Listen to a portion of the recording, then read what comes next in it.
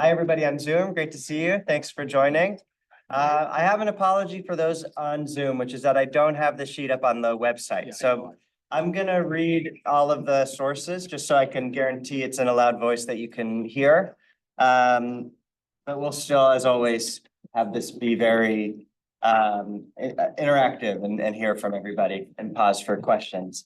So what I want to talk about today is, what does God demand of you? On one hand, it's a very simple question, but also a very complicated one. And we have many different sources that strive to answer what is it at the end of the day that God wants from us. But I think that is at the heart of religious expression, right? That's what we're trying to, that's why we're here in many ways. There's so many different ways into Judaism, into religion, into communal life. It's not always based on one's relationship with God per se. But I think at the end of the day, we're all striving to know what's the meaning of life? What are we here to do? What does God want from us? You're gonna give us the answer in the next. I'm gonna give you the answer right now, yes. So the first, well, let me ask you, how about you? What's the meaning of life, everyone? Let's do a quick go around. Usually I have a much more specific question, but let's do that. What's the meaning of life? 42. 42. Is that from Hitchhiker's Guide to the Galaxy? Yeah. Yes.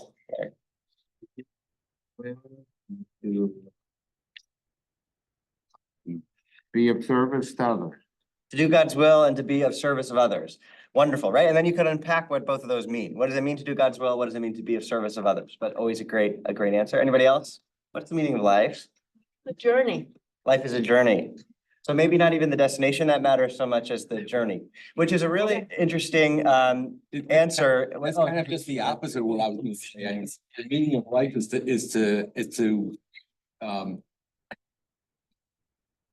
allow us to get to the world to come, which is not a journey, it's the destination. Okay, so good. So we have team, it's the journey, not the destination, and then team, destination, not the journey. I think one thing that's really interesting is if you look at the Torah and our desert wanderings, so much of it is the journey, right? And then we get to the book of Deuteronomy, which we're in now, and Moses recounts the journey, right? Everybody's at right by the promised land, and you think, let's just sprint to the finish line, but that's not what happens. First, Moses Said to earn our way into. earn your way into the world to come, sure. But Moses takes all the whole book of Deuteronomy to remind everybody about their journey. So clearly the journey is of crucial importance, not just crossing the finish line, not just the destination, which is the promised land or the world to come, right? Is this world just an audition for the world to come? When you think about even the promised land, yes, we got there in a way, but we never succeeded in taking over the whole place and doing what we were supposed to do when we got there. Right, there is We're still on that journey. We didn't get it. Never got there. right, there is a Jewish thinker, George Steiner, who says that we're the people of the text, that while we're always striving for the promised land, very little time is actually dedicated in our book about being and maintaining the promised land, because we get it and then we're exiled, right? All this hubbub of We never trying to really get there, fully and then get we're it, there though. for a little bit and maybe not even completely, and then we're out. So it's and then obviously the miracle of having it today, but again, that struggle to maintain it. So it's so much the journey, not just the destination, even if the destination is of crucial importance. To figure out why are we here and what are we meant, what are we meant to do? What is our purpose? Yeah. In life, right? So everybody has their own answer to that question that they're trying to find. What is my purpose? Not necessarily what is the human purpose, that there's one purpose. What is my unique, why am I here? What can I give to people that no one else necessarily can? Great. Anybody else before we dive into some text? Go ahead. I'm gonna quote something else. To love and be loved in return. To love and be loved in return. What an apt answer for these two who are getting married September 1st. Today's their Love. But actually the word love appears in this parsha. Does anybody know how many times? 17.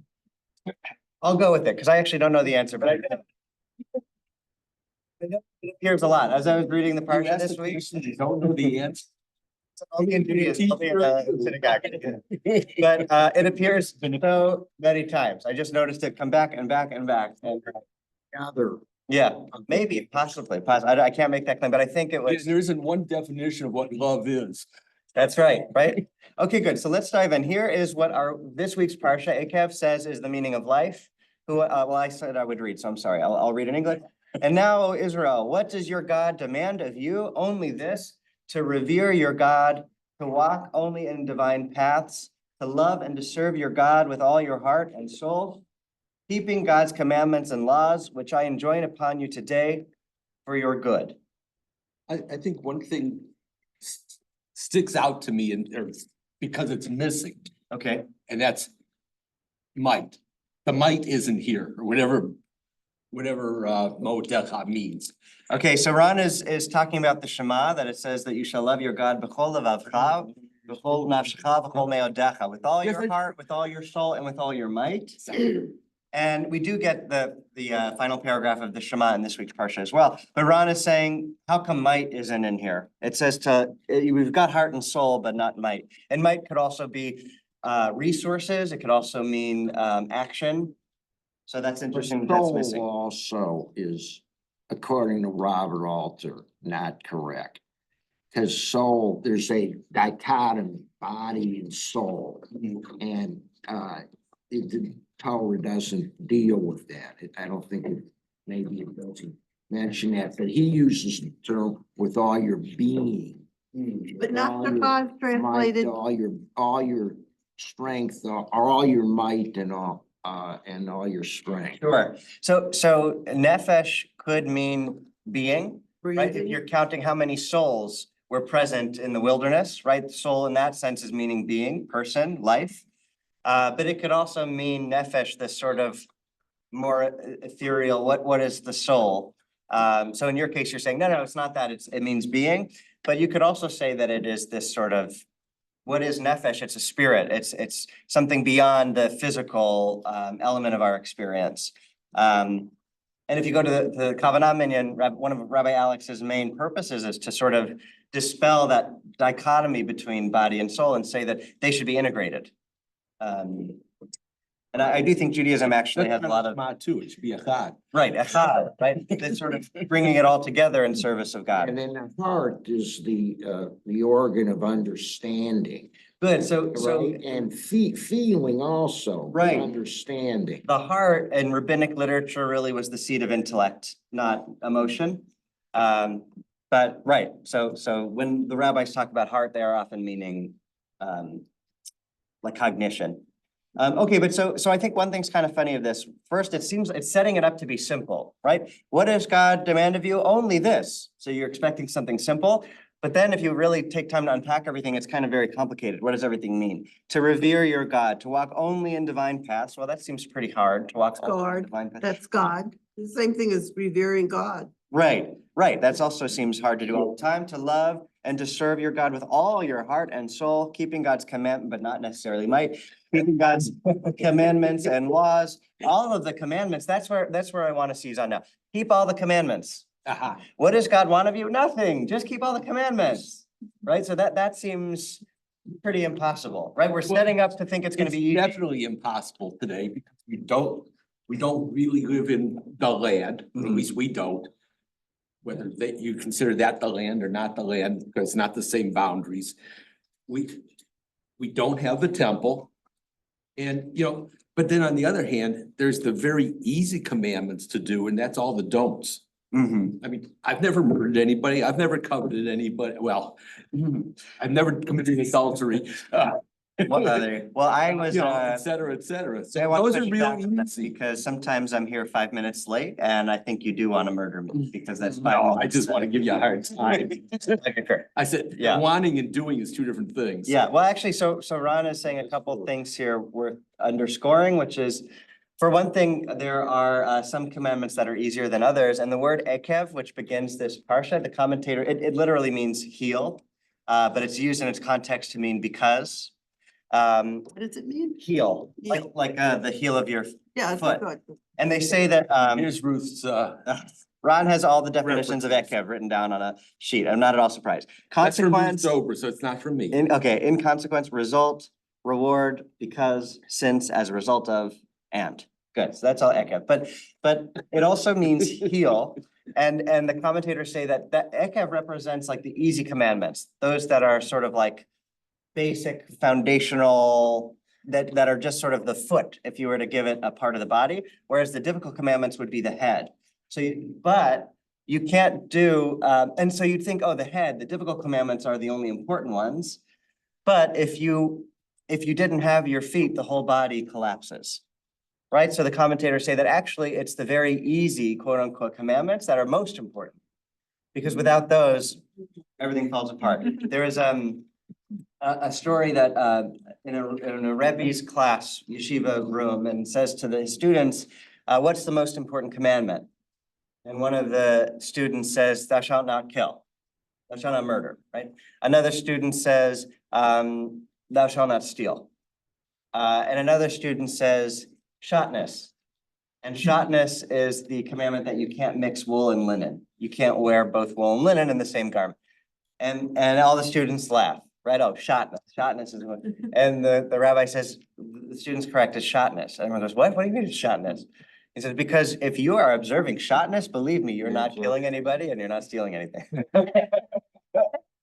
Which we know, unfortunately, isn't always the case. There are those who are very, very pious and yet can be not the nicest people. So it's not actually in the end, I think, true of lived experience, but I think that's the point that they're making, that if you do this, if you take care to do the small things, certainly you'll take care to do the big thing. Well, it seems to me, so this is almost the basis of Jewish belief or the teaching of the Talmud that to revere your God, to walk only in divine paths, to love and serve your God.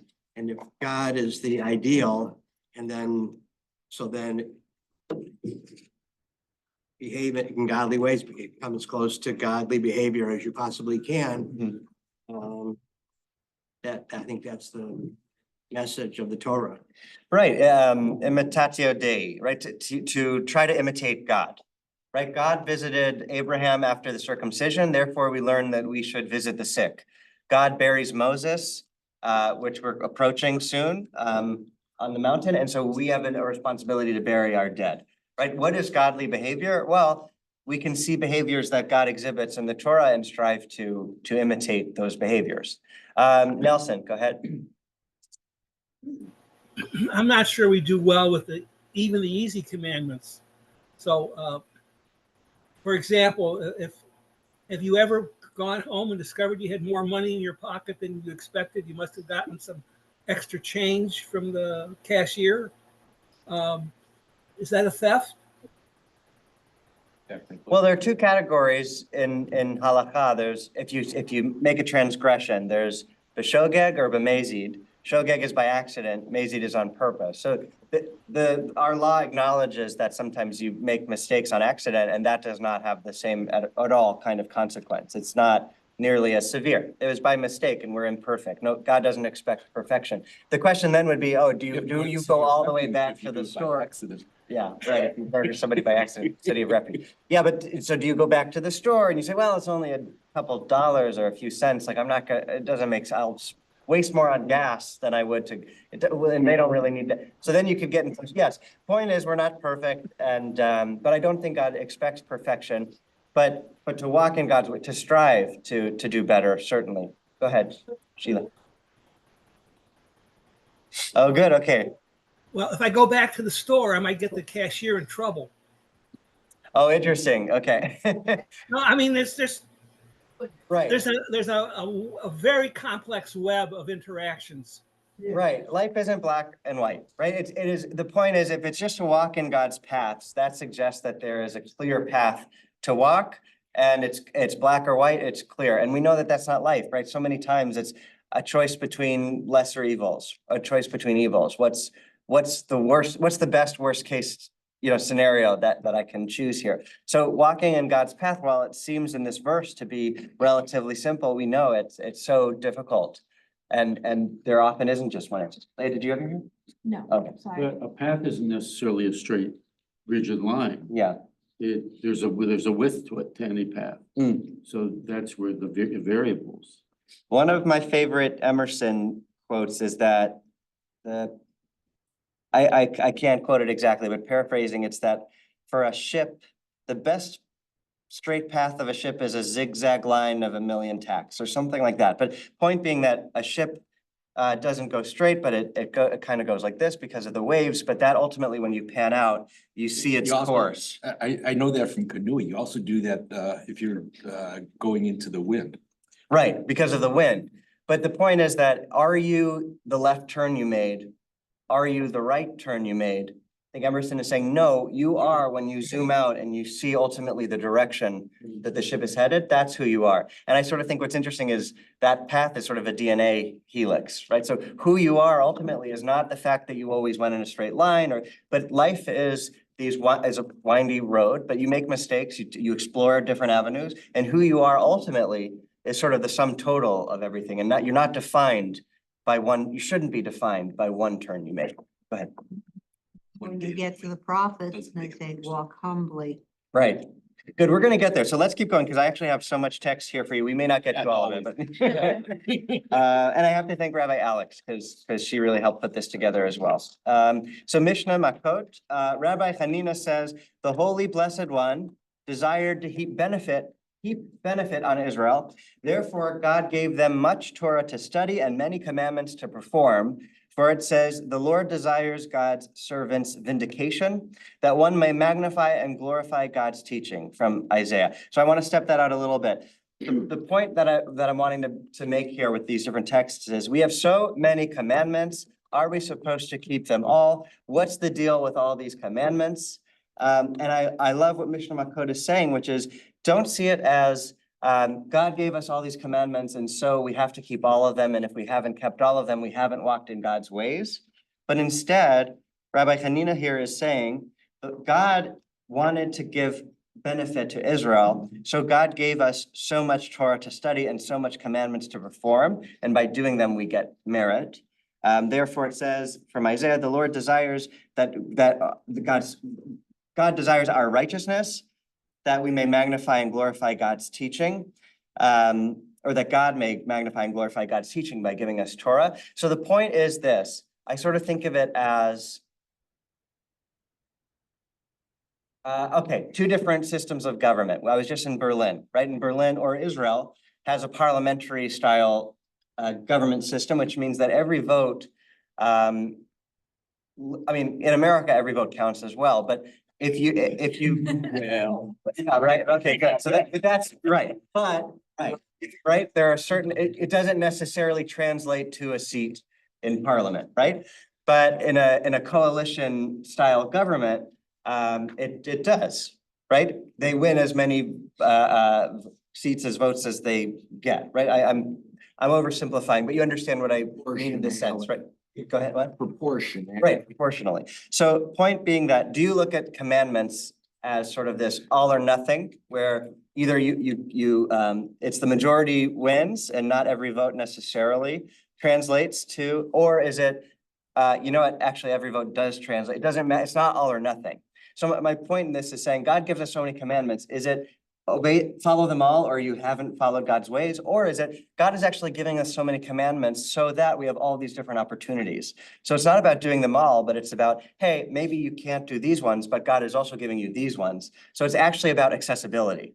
I like that. Yeah, you have your choices. Do you like red or blue?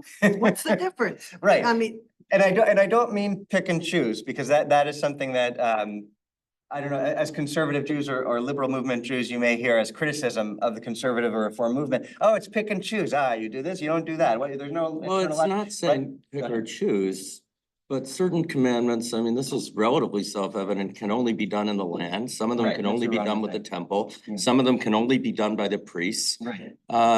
So it's not pick and choose. It depends on your circumstance, Right. what you could or couldn't do. And then as somebody said earlier, and I'm sorry, I can't remember who it was. I mean, certain things seem relatively easy. Like I would say for me, don't tattoo is very easy. I never wanted one anyway. I don't particularly like them. So I don't do it. And there I'm keeping that commandment, but that's That's what I was quote, saying. easy, before. close quote.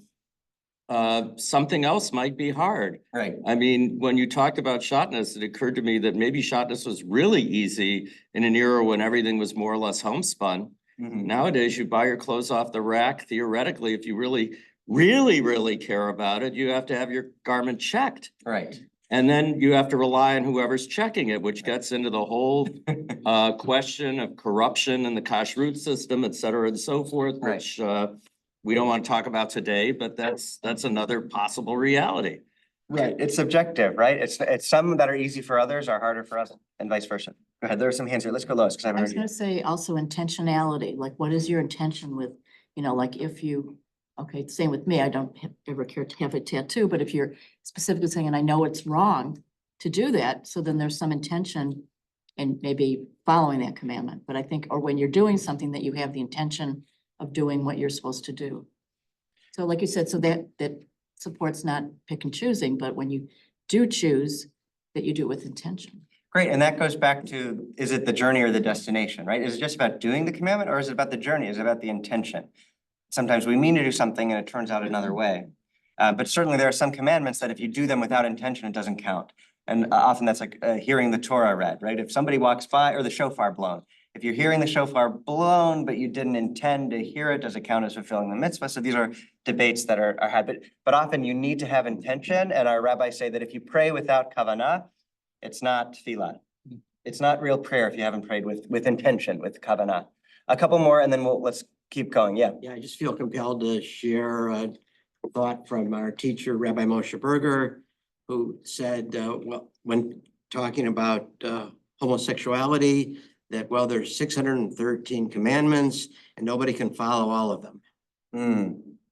Yeah, I think that is so I've had conversations with people who, because one thing that's very important to me is equality and making sure that people who are LGBTQ plus feel welcome and valued and embraced in our community. And that's not always the case in religious institutions, right? We know that. And I've gotten pushback sometimes saying, well, the Torah says not to lie with a man as you lie with a woman. If you claim to be a rabbi, how could you possibly get around this? And one thing I'll often bring up in the course of that conversation is, and it also says that if you have a wayward and rebellious son, that you bring them to the town square and that you stone them with stones. But we don't do that anymore. The rabbis have limited that out of existence, not because they're rebellious against God's ways, but because they actually think that God wanted us to wrestle with that commandment and arrive at the conclusion that God never actually wanted us to do that.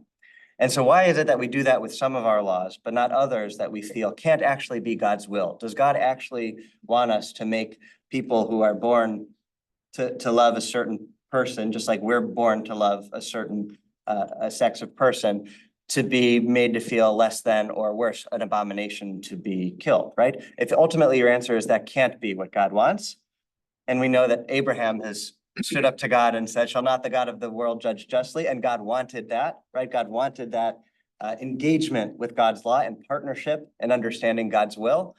Then certainly personally, I feel that the same kind of approach should be applied to that kind of a thing. So you're right to bring that up, but you're saying, and so one of my colleagues in rabbinical school is gay. He actually is from Berlin and he's an Elui, which means he is a genius. He's a genius. He has a photographic memory and all he wants to do is study Talmud. On Shabbat, I would say, you want to play a board game? He goes, no. And he'll take out a Talmud and he'll say, oh, okay, we'll do this. But he has got a photographic memory. He just has everything. It's amazing. And we had in my rabbinical school, we had a session on thou shalt not lie with a man as you lie with a woman. And we were talking about sort of what's called in our circles, queer Torah. And I said, oh, is this interesting to you? And he goes, no. It says that wouldn't you be interested in this? I don't mean to assume, but I mean, he goes, no. He said, that's one commandment out of 613. I'm much more interested in everything else. He's sort of like, I'm tired of this one. I'm not because he's got anything against it. He's just like, I'm bored by it. There's so much more. So yeah, I think that's a good point. That's a good way of looking at it. Yeah, I think so too. Right, but that idea that like, you don't have to be the perfect Jew by scrupulously observing every single commandment, although we should always try, and some are impossible, whether situationally, biologically, right, impossible. And that's why God gives us so many more, so that we can focus on others. There were people who were forced to be tattooed when they were in the camps. That's right. And sometimes, right, you're coerced, and of course, God would never hold that against you, right? If you're forced into an avera, that you're not liable for that. An avera meaning a sin. Okay, Babylonian Talmud, now we're in Makot. I'm gonna read this real quick. Can I have a time check? 9:33. Thank you. Okay, now we're in the Talmud. Rabbi Simlai, when It's up here on preaching, the screen. oh, thank you, said, now we're gonna get to see how we're going from here's all that God wants from you. We're trying to figure out how many commandments, how do we simplify what God wants from us? How do we go from 613 to just a few, like we get in Deuteronomy, like our verse from this week's Parsha? Don't worry about all this. Here, let me summarize it for you. It's just this. But now we're gonna get into more attempts to sort of make it concise. There's really only one. Love your neighbor as yourself. Right, and that's the Rabbi Hillel story. That's he said, give me all of Torah on one foot, and he says, love your neighbor as yourself. The rest is commentary. That's basically what we're about to do. Watch how in the Babylonian Talmud they do that, not with Rabbi Hillel, but with various sources. Hillel wasn't a rabbi. He wasn't a rabbi? He's a sage. Okay. Rabbi Simlai, when preaching, said, He 600 rabbinics. fair. 613 precepts were communicated to Moses. 365 of them were negative precepts corresponding to the number of solar days in the year. And 248 were positive precepts corresponding to the number of limbs of a person's body. So let's pause there for a second, because I think that's fascinating. So of the 613, 300, if you divide it into two groups, 365 are negative precepts, meaning lo ta'aseh, don't do this. That corresponds to the solar calendar, one for each day of the solar year. And then 248 are positive, and those correspond to the limbs of the body. So I don't know, I mean, some of our rabbis were doctors, so we could take maybe their medical word, but if there are any doctors in the house now that want to say, there are not that many limbs, or there are more limbs. Bones, and you then can who certainly knows tell what them. else you count. Yeah, so you, This is- welcome to fact check this. This is But- one of the yes. issues, though, with this kind of statement. I remember the first time I studied this, immediately the questions were, how do we know that's right? Aren't there different counts? Because Maimonides has a count, and other rabbis and sages have different counts, and they don't always come out in the same place, and sometimes people But will they all say agree this on is the- one for some reason, commandment, they and all others will agree say, on the no, it's number, 2 David. commandments. Yeah. Right, they all agree on They the all number. agree on the number, they don't agree on what they are. Well, yes. So the Don't ask me So- why. Again, what I suppose what you get out of this as much as anything is, okay, that's a source for 613. But maybe the point is not an exact count, or even I've got you because he's got the number of limbs wrong, or oh, I've got you because if Right. you actually count, it's not 365, it's 364 or Right. whatever.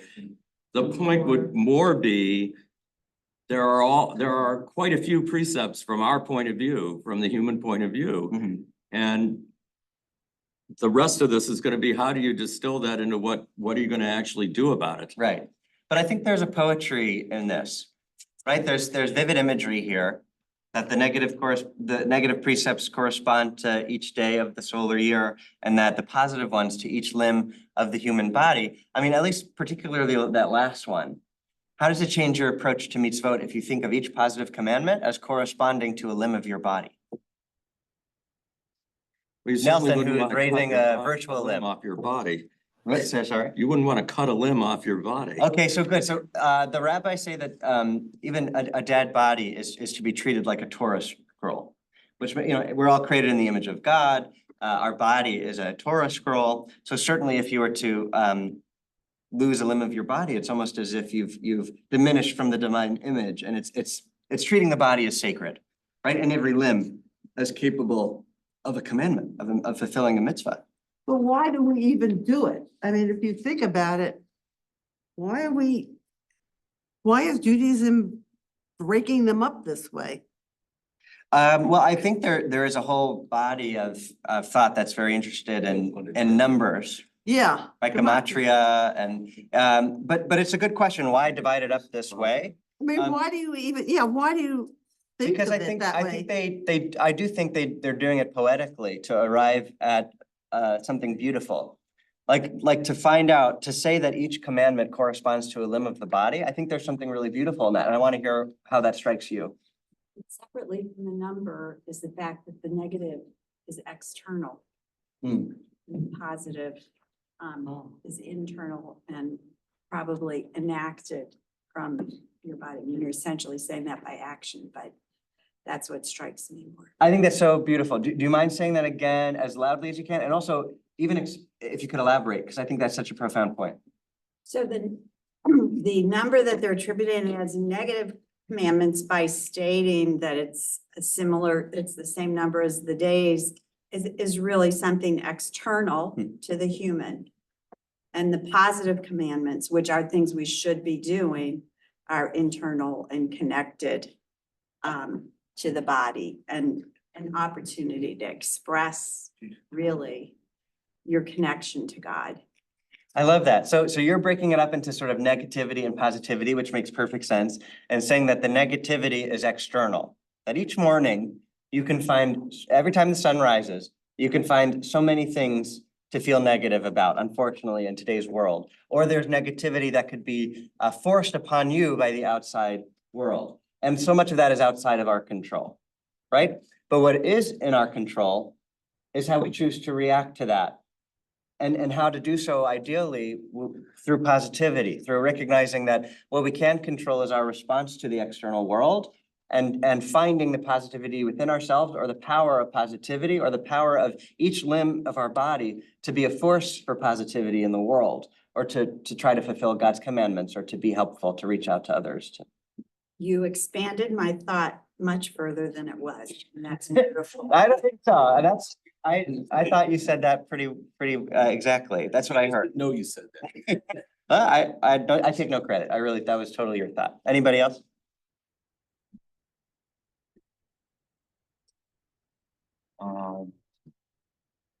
Is, I mean, connecting the positive to the body, it's good for the, It's good for the it's soul. good for the body. If you follow the commandments, follow the positive commandments, it's good for the body. If it corresponds to one limb, each commandment corresponds, let's say, to one limb. I don't know if that's the idea. Yeah. Then, you know, the body's a unified system. You take out one, it's like a mobile. You take out one and it loses its balance. So, you have to have a healthy body. right. To give thanks, to do commandments, to do your duty, right? You have Right. to be well fed, you have to be well housed, Right. right? Is that why the priest couldn't have blemishes? Interesting. Interesting, because that's always troubled me. But that's very, It's always Ron is troubled me saying, too. because in order to serve in the tabernacle, the priest couldn't have certain blemishes. Certainly with the offerings couldn't be blemished, but I always thought that's because you don't want to say, oh, this is less valuable to me, so I'll give it to God. That I understood. But when it's human beings who have no control over any blemishes they might have, why would God seem to be superficial and say that they can't serve? That's something that I obviously don't think that God is being superficial. I'm just troubled by it because it could seem that way. And so I've always struggled with that. It And you're could saying seem maybe that it's way, but because, I guess you have to look at it the other way around, which is that if, as a community of priests, you only want the offerings to be perfect, so it doesn't make the officiant who can't officiate any less human or any less valued. But as a community, we all agree, including that person, that the officiant also should be as close to perfect as any human could be. right. But the trouble there is it still says that a blemish is imperfection, whereas you could argue that blemishes is what makes somebody even more perfect, right? And our You tradition could would argue support that, but too. it doesn't seem to be what the text says. And now we get back to that debate. So you about have to, if you're gonna struggle with it and still consider it at all valid, you that's the struggle, isn't it? Right, but I just gave a whole teaching for Sunshine, our Sunshine Committee about how our text teaches that brokenness is in a sense what lets God in. Agreed, but we're only talking about the tiny little human action of the twice daily offerings and any offerings that would have been made in between. Yeah. Which are only in the temple. Yeah. At least as far as Deuteronomy is concerned. Right. And therefore, And only in the land. Right. actually, and only in the land and only in that one place, which no longer exists. Right. And even when it existed, could have been quite far away and not visited as often as the book implies you should visit. Because as even the book of Samuel says, it appears his parents only went up once a year. Right. So we're not necessarily talking about an activity that was so widespread that it would be terribly limiting. Right. Right. Okay, I do want to keep going. Go ahead. Yes, and then we'll keep going. Thinking about the thing about don't lie with a man and shoot with a woman is an abomination. Yeah. The abomination, maybe I should kill you. I just think it's gotta be so careful where you are about this because of like possible consequences of this. You know, and that's an abomination. I'm gonna kill somebody. Meanwhile, if somebody here is lying and cheating, that's not as bad as God forbid lying with a man. So I'm not sure what my conclusion is. It's just that keeps on pouring in my mind. When that first was talked, not first, but first in recent years talked about. Right. And I don't want to get too much into it only because it's a session unto itself. It certainly is. That is what it says. Don't lie with a man as you lie with a woman. It's an abomination. Stone them with stones. That's from Leviticus. That's from Torah, right? So you can go about that a couple of ways. One is you can try to reinterpret what that verse actually means. And there plenty ink has been spilled by scholarly rabbis who have come up with convincing cases for reinterpretation. That it's not talking about a loving homosexual relationship that's consensual. It's talking about more like a forced aggressive or like what was commonplace in Greek culture of domination of another person in a homosexual act. It also goes back to, you know. But sorry, some just real people quick, say- that's one approach. The other approach is to say, no, let's call a spade a spade. This means what it means. However, our tradition is not just the written law, it's also the oral law. And God wants us to struggle with this verse and arrive at a different conclusion, which our rabbis do all the time with Torah. So those are two different approaches you can take if you're troubled by that verse and genuinely believe that it cannot mean what it appears to mean. A third one is you say, it means what it means.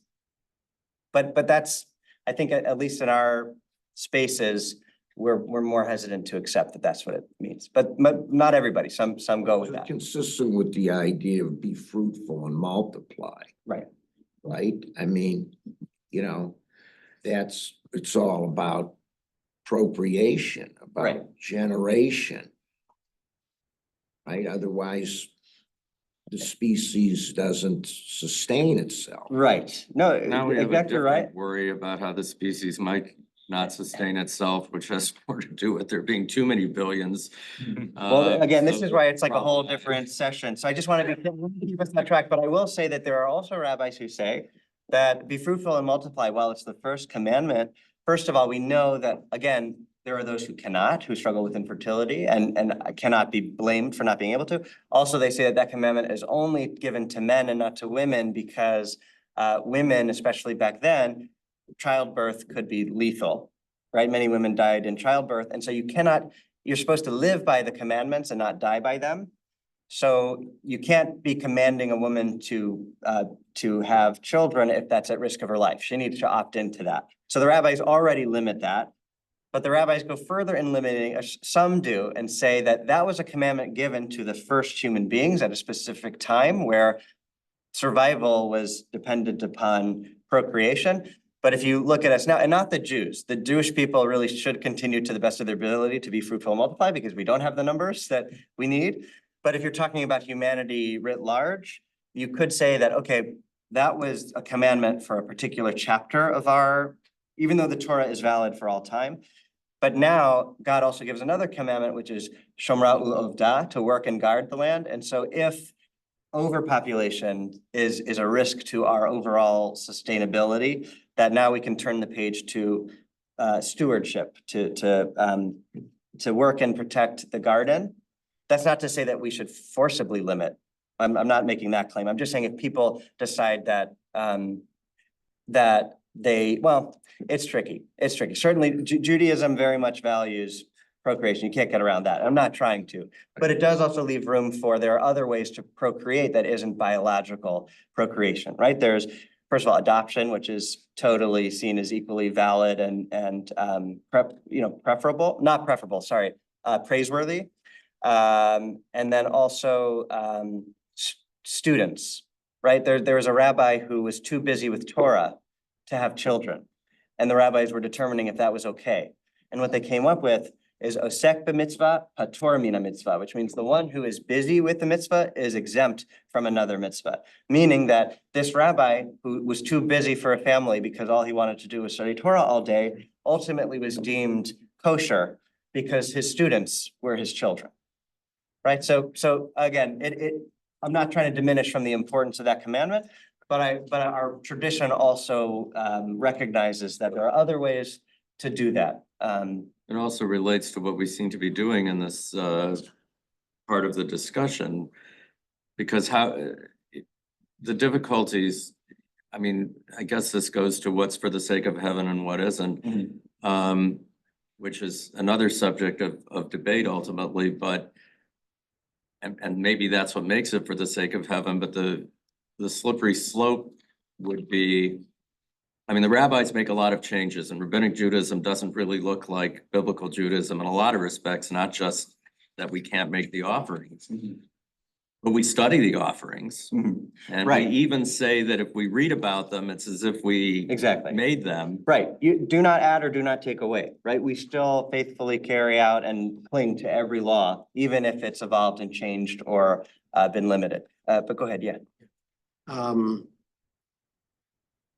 It's hard to have a discussion when people pipe up and then, the question I had in my mind was, since we mentioned a number of times the punishment of stoning for violation of some of the 613 commandments, I wonder, I don't ever remember reading anybody actually stoned to death. Has it happened? Yeah, they're not sure if it ever actually was done in practice. Right? So that it's a very good point. Yeah. And yet, why is it written if it was never done? And this is actually what the rabbis, when they talk about the Ben Sorer or Moreh, the wayward and rebellious son, and they say that ultimately, because they limit it. Again, we're sort of going a little off track, so I apologize. But basically they say, okay, it says do not, if you have a wayward and rebellious son, that means son and not daughter. Okay, so if you have a wayward and rebellious daughter, you're not supposed to kill them. That's the first way they limit it. Then they say wayward and rebellious. So what is wayward? What does that mean? What does rebellious mean? And they have to be both wayward and rebellious. That's another way to limit it by those criteria. And then it also says their parents must take them. So that means that both parents must be on the same page and not one or the other. So you see how the rabbis are finding ways through fidelity to the text to limit the law. And ultimately they say that it was never done and God never wants it to be done. And then the rabbis are sort of incredulous at their own conclusion, saying, well, then why did God write it if God didn't want it to be done? And the answer they give is so that we would study. So that we would do this. So that we would do this. This is what God wants, which again is sort of the process. And there's change. I mean, God describes himself as I will be what I will be. Right. Right? It's a verb, it's dynamic. Yes. It allows for change. Yes. That's what midrash is, right? Exactly. I think that's beautiful. Yeah. We adapt. Absolutely. We don't know. I mean, God is perfection. God is we're not God. We're human. We're limited. God is perfection, right? So it's we can never reach perfection. Right. We're mortal. He's immortal. Exactly. Nelson, I saw your hand, and then I'm going to zoom through the rest of this teaching, and then give us one last chance for comments. Nelson? I was just going to say that the commandment is to honor your mother and father. This commandment really means to honor your children. They Say can more. do things that'll drive you nuts, but don't kill them. As Oh, your I- parents can yeah. do things that'll drive you nuts, but don't kill them. Support them. Got it. As a new father, I think that's good advice. Um, It's in a context where in other cultures, the father had the absolute right to kill his children. Yeah. And sometimes did. Right, and we know that Judaism is defined by we don't sacrifice our children, right? That is how it's defined in distinction from surrounding cultures. Okay, so I'm gonna keep going. Watch how we start from that place. There are 613. You can divide them up in different ways, but there are 613. Now, David came and reduced them to 11 principles. So say, okay, yes, there are 613, but here, let me synthesize it for you into 11 principles, as it is written, a psalm from David. This is Psalm 15. Lord, who shall sojourn in your tabernacle? Meaning, who is the one that's righteous? How should we, what is the meaning of life? Who shall dwell in your holy mountain? One, and here now we're counting, one that walks uprightly and works righteousness and speaks truth in their heart, that has no slander upon their tongue, nor does evil to their fellow, nor takes up a reproach against their neighbor, in whose eyes a vile person is despised, but honors them that fear the Lord. One who swears to their own oath and changes not, meaning one who makes an oath, even if it hurts them to fulfill it, right? But they do it. They fulfill their oath, even if it's at the expense of some loss or pain. 10, but puts not out their money on interest. 11, nor takes a bribe against the innocent. One that does these things shall never be shaken or moved. Okay, so now we're seeing how we're sort of in response to our first text, here's all that God wants from you. We're getting how our different sources are trying to spell that out or categorize it in different ways. Let's keep going. Isaiah came and reduced them to 6 principles. Okay, now we're getting fewer. As it is written, one that walks righteously and speaks uprightly, that despises the gain of oppressions, that shakes their hand from holding of bribes, that stops their ear from hearing blood or infamy, or I think maybe slander, and shuts their eyes from looking upon evil. That one shall dwell on high. So it's interesting if we had more time to compare and contrast what remains the same and what is dropped when you go from 11 to 6. Now we're going to keep going lower. Micah, the prophet, came and reduced them to 3 principles. As it is written, it has been told of you, and somebody quoted this earlier, oh man, what is good? I think it was Jackie. What is good and what the Lord does require of you, only to do justly and to love mercy and to walk humbly before your God. So again, it's sort of like peel away, peel away, peel away. What is the core? And then we get to 1. But it is Habakkuk, another prophet, who came and based them all on 1 principle, as it is said, but the righteous shall live by their faith.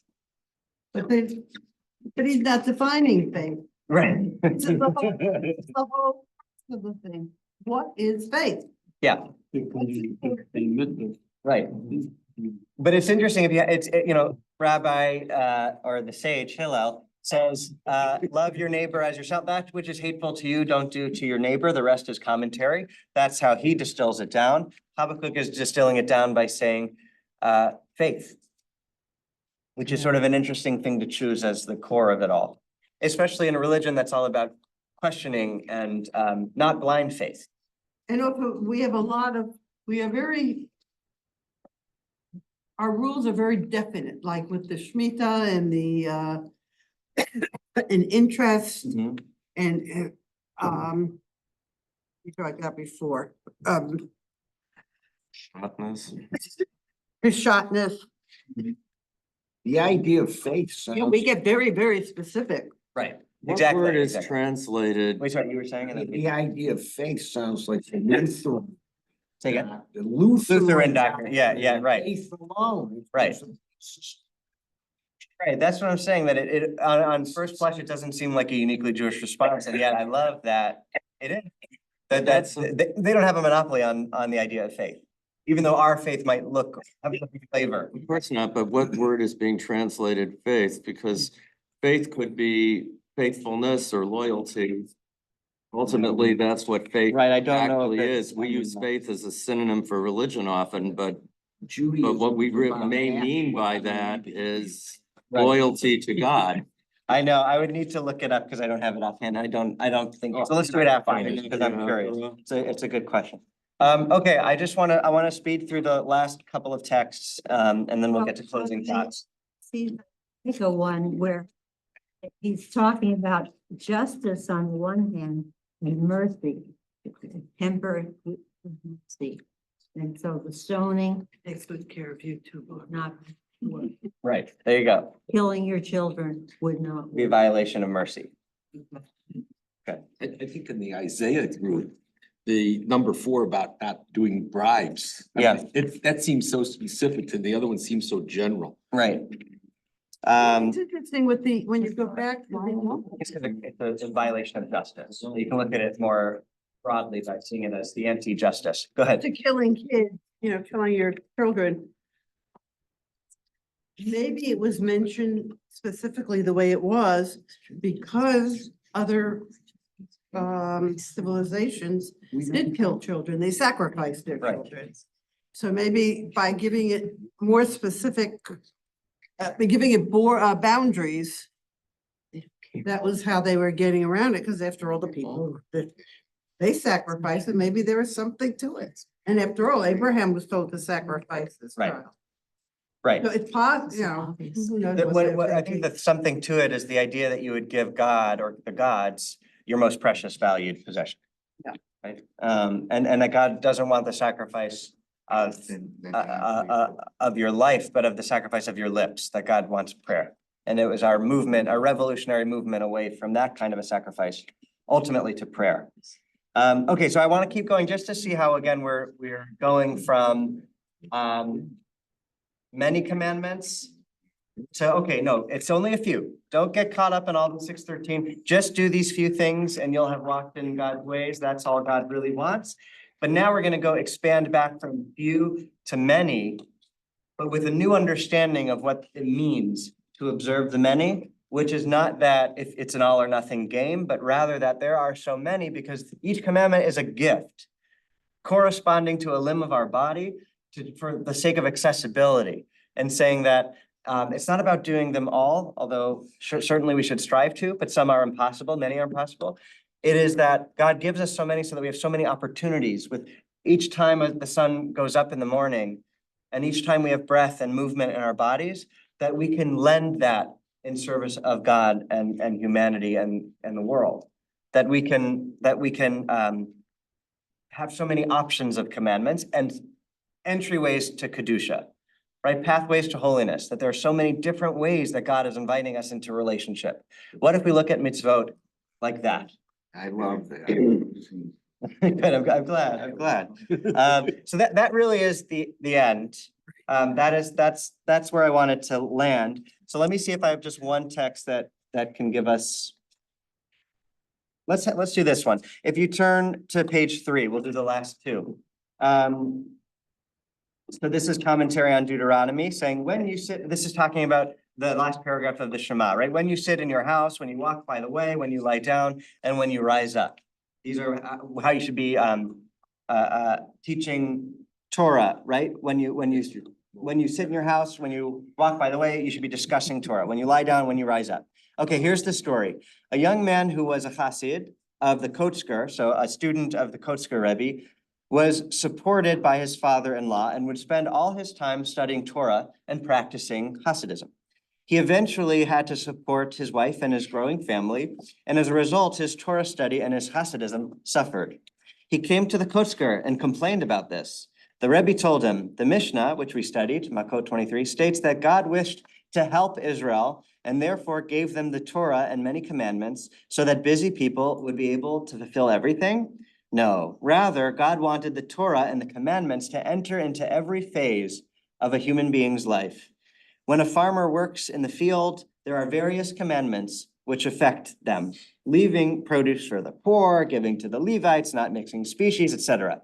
If a person builds a house, they must take care of the ma'akeh, the fence to prevent anyone from falling off the roof, and the mezuzah. The business person must be sure to pay their workers on time and so on. God therefore gave the Torah and many commandments, extending the commandments into every corner of one's life so that the Jew can observe them when they work and when they rest, when they are occupied in business, and when they have other concerns, when you sit in your house and when you walk on the way, each person has their own place in God's scheme of things. So I love that. I think of it as God reaching out and inviting us into relationship and recognizing the diversity of humanity and saying that different commandments will be relevant to different people. And I want everybody to have access to me. I want to be in relationship with everyone. So I need a diversity of commandments, not to make you anxious as a Jew or feel breastfeeding, like I didn't do this, I didn't do that. Coming up to the holidays, this is especially relevant, right? Of course, we should always be striving to do better, but I don't want us to look at, even though we call it